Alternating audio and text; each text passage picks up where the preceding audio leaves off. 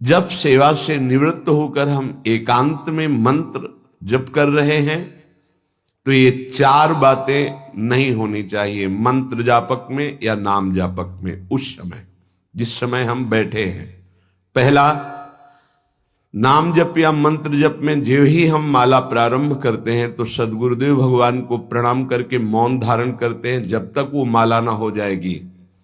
अत्यंत आवश्यक होने पर भी माला पूरी ही करनी है, तब बात करनी है। मंत्र जाप में ये नियम होना चाहिए। अगर ऐसा नहीं है तो फिर माला पुनः आपको प्रारंभ करनी पड़ेगी, उसे पूरा करने। बीच में रोक कर बात करके फिर आगे ये नहीं चलेगा, ये दोष माना जाता है। माला पूरी होने तक वार्ता नहीं हो सकती। बोलना बीच में, पहला दोष। दूसरा, इधर उधर देख ऐसे माला जपने, मेरुदंड सीधी, नासाग्र दृष्टि ऐसे। जिसे नींद आने की संभावना है वो आंख मूंद के भजन करने मत बैठे। नहीं, कंबल या शाल ओढ़ा, आंख मूंछ ली तो माला छूट जाएगी और आपका समय व्यतीत हो जाएगा नींद में। ऐसा प्राय होता है। कठोर आसनों पे बैठ करके नींद ना आवे इसलिए नासाग्र दृष्टि रख के जप किया जाता है। उस मंत्र का ध्यान करते हुए आंख खुली हुई, बार बार पलक झपकना ऐसे ऐसे ये नहीं, नासाग्र दृष्टि रखते हुए मंत्र जप करते हुए बोलना नहीं। जैसे 11 माला का नियम दिया है गुरु मंत्र का, तो जिनकी विशेष विशेष सेवाएं हैं, जब आपको समय मिले, जितना मिले अधिक से अधिक आप मंत्र जाप करें। जब आप आसन पे बैठकर मंत्र जाप कर रहे हैं तो बोलना नहीं है, माला पूरी होने पर ही बात करें अगर कोई अत्यंत आवश्यक है। दूसरा, इधर उधर गर्दन हिलाना, देखना ये नहीं। मेरुदंड सीधी, आंख खुली हुई, आंख मूंद के नहीं जपना। एक महाभागवत की पत्नी निरंतर भगवदाकार वृत्ति में रहती थी। तो उनके पति जब पूजा में बैठते तो आंख मूंद करके बैठते ध्यानस्थ से। एक बार उन्होंने पूछा, प्रभु आपके आंख मूंदने और आंख खोलने में अंतर पड़ता है क्या? तो उनका पड़ता है। तो बोले आपकी पूजा अधूरी। हम चाहे बाहरी दृष्टि में हो या आंतरिक दृष्टि में हो, एक ही चिंतन होना चाहिए। आंख खुली हो या आंख बंद, तभी सच्चा उपासक है। तीसरा, हिलना मंत्र जाप के समय। ये कीर्तन में हो सकता है, पद गायन में हो सकता है, लेकिन मंत्र जाप के समय हिलना नहीं, ये नहीं।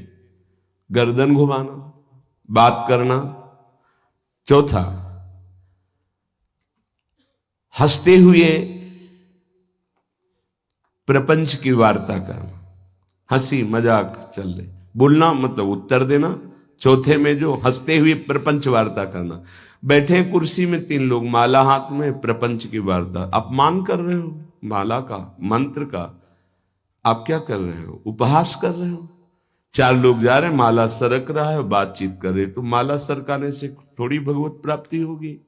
जो माला की एक भी मन का नाम और मंत्र से खाली ना जाए, उसका चिंतन करते हुए, वो आंतरिक चिंतन को बढ़ाने के लिए माला है। माला सरकाने से थोड़ी भगवत प्राप्ति होती है। माला की मनका के सहारे से हम प्रत्येक मंत्र का चिंतन करके, उसका श्रवण करके, मनन करके, तब फिर आगे बढ़ते हैं। ये थोड़ी कि जल्दी जल्दी। किसी किसी की माला को तो देखते हैं कि इतनी रफ्तार से कैसे चल सकती है। अगर हम केवल राधा नाम भी जपें तो इतनी रफ्तार से नहीं चल सकता, क्योंकि हमें लिखना है राधा राधा। फिर अष्टादशाक्षर मंत्र या द्वादशाक्षर मंत्र, फिर इन मंत्रों को तो कैसे आप इतनी जल्दी, कैसे बिना अक्षर मात्रा दर्शन के कैसे आप मन का सरका दिए? 11 माला बहुत होते हैं। अगर जिस पद्धति से कहते 11 माला कर लो तो बहुत जल्दी मानसिक सिद्धि प्राप्त हो जाए। सामने मंत्र लिखा हुआ है, हर बार नवीन मंत्र की रचना कर रहे हैं। हर मन के पे, एक मन के पे पूरा मंत्र लिखा, फिर एक मन के पे पूरा मंत्र, फिर मन। देखो मन कहां भाग के जाएगा। मन निर्विषय हो जाएगा, सच्चिदानंद की तरफ दौड़ पड़ेगा मन। जबकि समय किसी को उत्तर देना, इधर उधर देखना, शरीर को हिलाना, हंसते हुए हंसी मजाक वार्तालाप करना, 4 बातें जब में निषेध है। जब काले न भासेत नान्यानि प्रेक्षेत बुधा न कंपेत शिरोग्रीवाम दंता नैव प्रकाशयेत। 4 बातें। ये हंसी मजाक, 2 साधक चल रहे रास्ते में, माला भी चल रहा, हंसी मजाक। तुम्हारे पास समय कैसे, तुम्हारा माला कैसे चल रहा है, तुम वार्ता कर रहे हो, हंसी मजाक कर रहे हो, ऐसा नहीं, इतने सिद्ध नहीं हो गए हो। जो शास्त्र जब काले न भाषेत नान्यानि प्रेक्षित बुधा न कंपेत शिरोग्रीवाम दंतान नैव प्रकाशयेत। माला जपते समय ये ऐसे हिलना डुलना, शांत, हंसी मजाक, न दंतान नैव प्रकाशयेत, दांत नहीं दिखाई देने चाहिए। गुरु मंत्र के समय तो मुख से वायु भी नहीं निकलनी चाहिए, मुख से। बस ये स्थिति, थोड़ा दांतों के बीच में जगह है, जिह्वा का अग्रभाग ऊपर के दांत के जोड़ पे है, हल्की सी नाक की श्वास से मंत्र का उच्चारण है, उसी का श्रवण है, और नेत्रों से दृष्टि में हम देख रहे हैं। भगवदाकार मंत्राकार वृत्ति करनी है। प्रभु के मंगलमय नाम उच्चारण करने से करोड़ करोड़ जन्मों के पापों का नाश होता है, ऐसा शास्त्र और ब्रह्म ऋषियों ने निश्चय किया है। भगवान का नाम उत्तम श्लोक है, पवित्र कीर्ति है।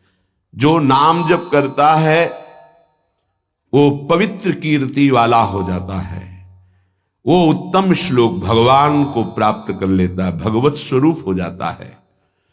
इस मार्ग में चलने वाले उपासक से, चाहे वो ज्ञान मार्ग का हो या भक्ति मार्ग का हो, कोई पाप बन जाए तो शास्त्रोक्त प्रायश्चित करने की आवश्यकता नहीं है। जैसे कृच्छ व्रत, चंद्रायण व्रत, बड़े बड़े कठोर व्रत पापों का प्रायश्चित करने के लिए हैं, वो केवल नाम जप, नाम कीर्तन अपना बढ़ावे, उसी से सारे प्रायश्चित हो जाएंगे। जप करने वाले को अन्य प्रायश्चित करने की आवश्यकता नहीं है। जब तक अनंत जन्मों के हमारे पाप हैं, तब तक हमारी नाम में रुचि नहीं होती। ये बहुत ध्यान देने का विषय है कि जब नाम की इतनी महिमा है तो सब लोग नाम में क्यों नहीं लगते? बोले इसलिए नहीं लगते कि इतने पाप हैं कि नाम की तरफ रुचि ही नहीं हो सकती। जैसे कोई कहे कि चीनी चीनी चीनी कहने से तो क्या मुंह में मिठास आ जाएगी क्या? भोजन भोजन भोजन करने से क्या पेट भर जाएगा क्या? तो ऐसे ही कृष्ण कृष्ण राम राम राधा राधा करने से क्या राधा मिल जाएंगे क्या? बड़े तर्क होते ना दिमाग में। वो जड़ वस्तु है, वो न पहले थी न बाद में रहेगी, बीच में भी उसकी सत्ता नहीं है। नासतो विद्यते भाव। और जो भगवान को अधीन कर ले, भगवान से भी महान, जिसकी महिमा स्वयं भगवान नहीं वर्णन कर सकते। कहूं कहां लगी नाम बड़ाई, राम न सके नाम गुण गाई। वो इन भौतिक पदार्थों के नाम जैसा नहीं है, वो सच्चिदानंद है।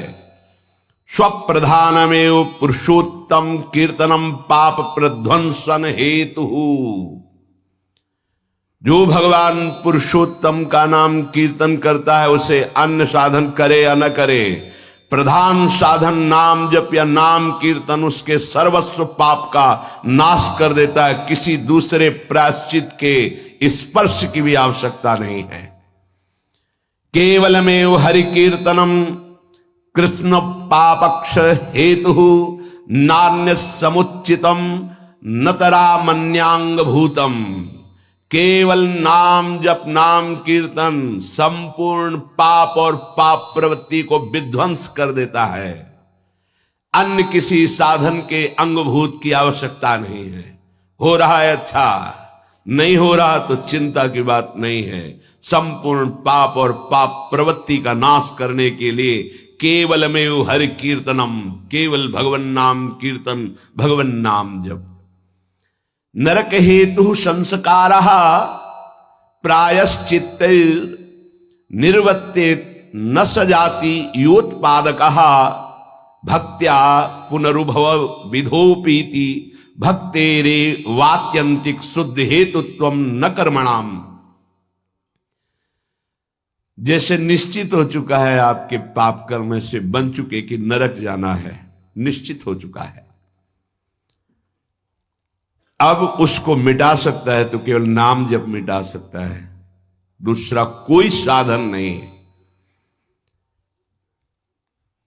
न कर्मणाम, कोई ऐसा कर्म नहीं कि अब तुमको रोक सके नरक जाने से। ऐसे आचरण बन गए तो बोले नरक का हेतुभूत जो कर्म हुआ, जो पाप जमा हुए, उसमें भस्म करने के लिए और भी प्रायश्चित हो सकते हैं, लेकिन उसकी जो वासना है, जो संस्कार है, जो पाप प्रवृत्ति है, वो किसी में नष्ट करने की सामर्थ्य नहीं, किसी कर्म में, वो केवल नाम जप में है। नाम बड़े बड़े पापों को विध्वंस करके पाप के वासना, संस्कार, प्रवृत्ति का नाश कर देता है। संस्कार निवृत्त हो जाना है बहुत कठिन बात है, पाप निवृत्त होने के तो बहुत साधन बताए गए हैं। अतः एकमात्र नाम जप, नाम कीर्तन पाप प्रवृत्ति, पाप संस्कार, संस्कारों की निवृत्ति कर देता है। अत्यंत शुद्धि साधन मावृत्ति गुणकम कृष्ण कीर्तनम अत्यंत शुद्धिश्च सह वासना भी पापानां परिचयः भविष्यद् भी पापैरनुपश्लेषः फलमाव्रत ही प्रारब्ध परिक्षये च युक्त मेवावृत्तोपेक्षणम। यदि बार बार नाम की आवृत्ति की जाए, राधा राधा राधा राधा, बार बार श्री कृष्ण कीर्तन किया जाए, नाम जप किया जाए, तो किसी अन्य साधना से जो शुद्धि नहीं होती वो बहुत जल्दी ये नाम जप से, नाम कीर्तन से होती है। वासनाओं के साथ समस्त पापों का नाश हो जाना अत्यंत शुद्धि है। भविष्य में कभी किसी पाप का संपर्क जो भूल से, चूक से, कुसंग से, उपासक से बन जाता है, वो तत्काल भस्म हो जाता है। तत्काल इतनी भीषण जलन प्रायश्चित पैदा होती है कि उसके लिए नहीं कि अभी का पाप शाम तक भी टिक पाएगा, नहीं, तत्काल प्रायश्चित होता है नाम जप से। तत्काल ग्लानि, इतनी जलन क्यों, भस्म हो जाता है। और अगर उपासक चाहे तो प्रारब्ध का क्षय भी कर देगा। प्रारब्ध अर्थात जो शरीर भोग निश्चित हो चुका है, ऐसा न समझे कि नाम जापक भजन करने वाला प्रारब्ध क्षय नहीं कर सकता। हर रोग को नष्ट करने की सामर्थ्य है, पर वो अपने नाम जप की जो आवृत्ति कर रहा है, अव्याव्रत भजनात्, बार बार नाम जप कर रहा है, वो आराध्य देव के विधान को जानकर सुखी होने वाला उपासक हो जाता है। पाप क्षय हुआ, पाप की प्रवृत्ति का नाश हुआ, आगे भूल चूक से पाप हो जाए उसका भस्म करने की सामर्थ्य उसमें, प्रारब्ध को क्षय करने की सामर्थ्य होते हुए भी भक्त अपने प्रारब्ध को क्यों भोगता है? क्योंकि वो उस भजन से अपने आराध्य देव को प्रसन्न देख करके, मन जहां है सावई मना कृष्ण पदारविंदेव, अब उसे प्रारब्ध कोई दुखद नहीं लगता, अपने स्वामी का मंगल विधान लगता है, वो उसे सहज में भोग लेता है। यदि चाहे तो उसे तत्काल भस्म कर दे प्रारब्ध को। आगे इसका वर्णन करते हैं। अप्रारब्ध प्राचीन पापक्षय सकृत कीर्तनमेव साधनमिति निरपवादम अन्नवचनानि संत्य अनंतानि। प्रारब्ध से भिन्न पापों का क्षय समझना। अप्रारब्ध प्राचीन पापक्षय, बिना प्रयास के नाम जप से वो क्षय हो जाते हैं। प्रारब्ध के लिए संकल्प करना पड़ता है और भक्त संकल्प रहित होता है, इसलिए प्रारब्ध को भोगता है। जो प्राचीन पापाक्षय अप्रारब्ध, जो प्रारब्ध में नहीं है, पूर्व संचित जमा पाप कर्म है, वो सकृत कीर्तन में साधनमिति, एक ही साधन भगवन नाम कीर्तन, भगवन नाम जब वो स्वाभाविक नष्ट हो गया। निरपवादम, इसमें किसी का कोई तर्क नहीं है। पर प्रारब्ध को क्षय करने के लिए संकल्प करना होता है। ये मेरा रोग नष्ट हो जाए, ये कभी भक्त नहीं कर सकता। इसीलिए बड़े बड़े संतों को कष्ट में देखा गया। शारीरिक अप्रारब्ध स्वाभाविक क्षय हो जाएगा, पर प्रारब्ध के लिए संकल्प करना पड़ेगा। इसलिए भक्तजन अत्र वचनानि संत्यनंतानि, संतों के अनंत वचन पाए गए। क्या कि जैसे मेरे प्रभु रख रहे हैं वैसे मैं बहुत राजी हूं। मेरे स्वामी जैसे मुझे रख रहे हैं, जोई जोई प्यारो करे सोई मुहि भावे, तेरा किया मीठा लागे। क्या बड़े बड़े महापुरुष के तेरा किया मीठा लागे। प्रभु आप जो विधान कर रहे हो वो प्रारब्ध क्षय के लिए संकल्प नहीं करते। कीर्तनात् पापक्षय तदा वृत्त्या तद विषयाणाम वासनानाम प्रचयः अपचयश्च पाप वासनानाम ततो भगवज्जनो सेवा सात्यताम तदुपवर्णित महिमनि भगवती पुण्य श्लोक शेखरे भगवती नैष्ठिकी भक्ति तत्शोकादि नाम अत्यंतोच्छेद ततः सत्वस्य परमोत्कर्षः तत्व साक्षात्कार ततो मुक्ति रीति अयमर्थः। ओहो, बड़ी अद्भुत बात वर्णन कर रहे हैं। ये कीर्तन केवल पाप का ही नाश नहीं करता, नाम जप, ये नाम जप बार बार जो आवृत्ति की जाती है, इससे उपासना की वृद्धि होती है, वासनाओं का नाश होता है। इसके पश्चात भगवत प्रेमी महात्माओं का सानिध्य मिलता है। ये बड़े गूढ़ विषय है। जब तक आपके पाप क्षय नहीं हुए तो आप संतों के सन्मुख नहीं पहुंच सकते। भगवत कृपा हुई, कैसे पाप क्षय हुए? श्रवण सुजस सुनी आयऊ। जब कान में श्रवण में हमारे भगवतीय सिद्धांत नाम महिमा पड़ी तो सुन सुन के हमारे हृदय में इच्छा जागृत हुई, चलो संत दर्शन करते हैं।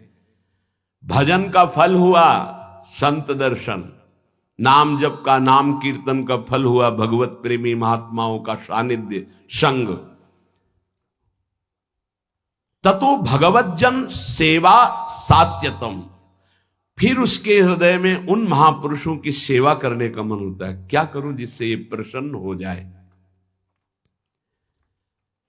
फिर उन महापुरुषों के द्वारा ततस तदुपवर्णित महिमनि भगवती पुण्य श्लोक शेखरे भगवती नैष्ठिकी भक्ति, कैसे प्रभु में निष्ठा जागृत होती वो उपदेश करते हैं। किनको? निज जनों को। निज जन कौन? जो नाम जप नाम कीर्तन के द्वारा जिनका पाप क्षय हुआ, पाप वासनाएं नष्ट हुई, एक उपासना जागृत हुई कि हमें संतों का सानिध्य मिले। भगवत कृपा से संत सानिध्य मिला, उनके हृदय में एक नई इच्छा जागृत हुई, इनकी सेवा मिले, इनको कैसे प्रसन्न करूं। जब उनकी आज्ञा और सेवा में तत्पर हुए तब उन्होंने अपने हृदय की उपासना दे दी। उससे क्या हुआ? बोले भगवती नैष्ठिकी भक्ति, निष्ठा पूर्वक भगवान की भक्ति का जागरण हुआ। ततः शोकादि नाम अत्यंत उच्छेद, समस्त चिंता भय शोक दुख का जड़ से नाश हो गया। जब संत गुरुजनों के द्वारा दी हुई उपासना से भगवान की भक्ति हुई तो शुद्ध नैष्ठिक भक्ति का जागरण हुआ, तो शोक चिंता भय दुख क्लेश अशांति मृत्यु इनका सब भय जड़ मूल से उच्छेद हो गया। आदि नाम तथा शोकादि नाम अत्यंत उच्छेद, अत्यंत, अब दोबारा कभी ये नहीं जग सकते। तथा सत्व से परमोत्कर्ष, अब उसके हृदय में प्रेम का उत्कर्ष हुआ। अगर वो चाहता है कि तत्व साक्षात्कार तो परमोत्कर्षा तत्व साक्षात्कार ततो मुक्ति, उसको तत्व बोध हो जाएगा और मोक्ष हो जाएगा। अगर वो ये नहीं चाहता है तो प्रेम प्राप्त हो जाएगा, भगवत लीला धाम में प्रवेश। दोनों तत्व बोध हो जाना या भगवत प्रेम, दोनों नाम जापक नाम कीर्तन करने वाले को प्राप्त हो जाता है। तो सर्वेशाम अपि भगवन नामम प्रत्येक मेहतादृशम सामर्थ्यम न चा नरक सृष्टे लानर्थक्यम दग्धेपि कश्चितम प्राचीने पापमनि। तब तो फिर नरक तो कोई जाएगा ही नहीं, तो नरक की सृष्टि करना व्यर्थ हो जाएगा। यदि नाम जप नाम कीर्तन सब करेंगे तो सबके पाप नष्ट हो जाएंगे, सब तत्वबोध सब भगवत प्रेम प्राप्त कर लेंगे। तो नरक सृष्टि रानर्थक्यम, बेकार की नरक की सृष्टि हुई। दग्धेपि कर्तचित प्राचीने पापमनि, क्योंकि पूर्व पापी नरक में दग्ध करते हैं, जलाते हैं, कष्ट भोगवाते हैं, और वो तो नाम जप नाम कीर्तन से नष्ट हो जाता है। तो कह रहे हैं तदुत्तर काल भावी भी रंगो भी महदवा मानिश्च नरकपातस्यापि संभवात्। बड़ा सूक्ष्म विषय वर्णन करते हैं। ना चावृत्ति गुणकमेव कीर्तनम सर्वस्यापि भविष्यतीति कश्चिदस्ति नियमः। एक तो सब नाम महिमा सुन भी नहीं पाएंगे। भारत में कितनी जनसंख्या है? 135-40 करोड़ तो है ही है। क्यों, ऐसे ही तो है 140 करोड़। क्या सब नाम महिमा सुनते हैं? क्या सब भगवान नाम कीर्तन करते हैं? नहीं। तो कह रहे हैं ये बात मत सोचो कि कोई नरक नहीं जाएगा, बहुत जाएंगे। क्योंकि नाम कीर्तन नाम जप में सब थोड़ी लगे हैं। दूसरी बात, जो नाम में लगे भी हैं वो कह रहे हैं कि संभावना है उनके नरक जाने की। कैसे? बोले यदि किसी महापुरुष का अपमान कर दिया, निंदा कर दी, वैष्णव अपराध बन गया, तो पतन होने का चांस हो जाता है। या आज्ञा शास्त्र की उल्लंघन करके कहीं ममता कर बैठे तो उसको पतन होने का चांस रहता है। बोले उदाहरण में आप बताइए कि नाम जापक कौन जो ममता करके अपनी स्थिति से भ्रष्ट हो गया? बोले अतएव भरत देवस्वापि ऋषभ देवे नानुग्रहीतस्यापि प्रतिबद्धा परोक्षानुभवत वादांतरायै रत्यंत सूक्ष्मन भगवद उपासना त्वाच तदुत्तर काल भाविना मृगाशक्ति रूपेण कर्मणा निकृष्ट देहारंभा मृगत्वपमपि। जहां निरंतर भजन के लिए राज्य और पत्नी और पुत्र आदि का त्याग किया भगवान ऋषभ देव जी के पुत्र भरत जी, वहीं मृग की ममता में आकर के मृगाशक्ति रूपेण कर्मणा निकृष्ट देहारंभा, निकृष्ट देह मृग की प्राप्त कर लिए। अगर ममता करेंगे चूक हो जाएगी, जन्म जन्मांतर के लिए कितना जाना पड़ेगा। उनकी सावधानी ये रही कि मृग शरीर में भजन किए तो अगले बोध संपन्न जड़ भरत जी के रूप में प्रकट हुए। अगर नाम जप कर रहे हो, भजन कर रहे हो और वैष्णव निंदा कर रहे हो, संत अपमान कर रहे हो, संत द्रोह कर रहे हो, तो आपको भ्रष्ट हो जाना पड़ेगा, अपनी स्थिति से गिर जाना पड़ेगा। जय विजय योश्च वैकुंठ वासिनोरपि ब्रह्मविदो मानादधा पतनम। ब्रह्मविद महापुरुष सनक सनंदन सनातन सनत कुमार का अपराध करने के कारण वैकुंठ में विराजमान जय विजय अधापतन को प्राप्त हो गए। ब्रह्मविदवमान जनितम ही दुरितम दुरत्ययम भगवद उपासनेनापि भगवद भक्तावमान जनितम च प्रपंचितम। कह रहे हैं कि जो ब्रह्म धाम में विराजमान वैकुंठ धाम में वो जब अपराध कर दिए भक्त का, सनक सनंदन सनातन सुमनत कुमार का, तो उनको 3 जन्म के लिए अधापतन हुआ और राक्षस भाव को प्राप्त हुए, दैत्य भाव को प्राप्त हुए।